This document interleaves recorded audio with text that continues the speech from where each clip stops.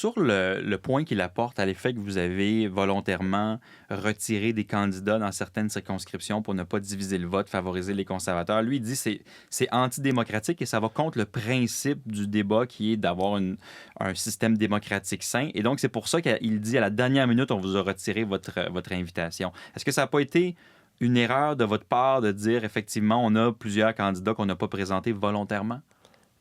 Un parti politique a les pouvoirs de faire ce qu'il souhaite avec ses candidats. Ça, c'est la première chose que je vais dire, que je vais redire. On parle d'une quinzaine de candidats. Ça, partons de 340, là, moins 15, ça nous amène quand même à à plus de 309 candidats, qui était la critère du 90 %. Et partout à travers le pays, M. Cormier l'a lui-même réitéré tout à l'heure, on a fait face à des problèmes significatifs d'harcèlement, d'attaques, des candidats qui ont, face à la pression exercée par certains groupes affiliés aux néo-démocrates ou aux libéraux ou aux conservateurs, se sont retirés parce que c'est dur de faire de la politique présentement. C'est dur de la faire quand on est vert et c'est dur de la faire quand on se tient debout face à ces pressions qui viennent de tous les secteurs de la société. Que M. Cormier vient de dire, prétendre que sa décision était pour favoriser la démocratie, voyons donc. Je pense pas qu'il y ait personne qui va accepter ce genre d'argumentaire-là.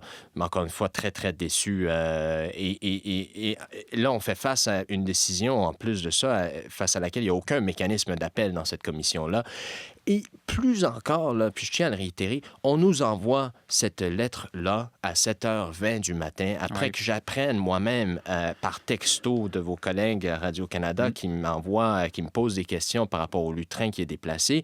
Le mot a Ça, vous circulé, le saviez pas, là. je ne le savais pas du tout, le mot a circulé dans les médias et certainement à Radio-Canada et à d'autres endroits, bien avant que la lettre ne nous soit communiquée, une décision qu'ils auraient apparemment prise la veille. Alors, pourquoi ne pas nous la communiquer la veille?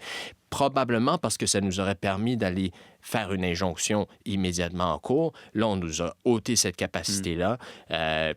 Encore une fois, des manœuvres là, déplorables.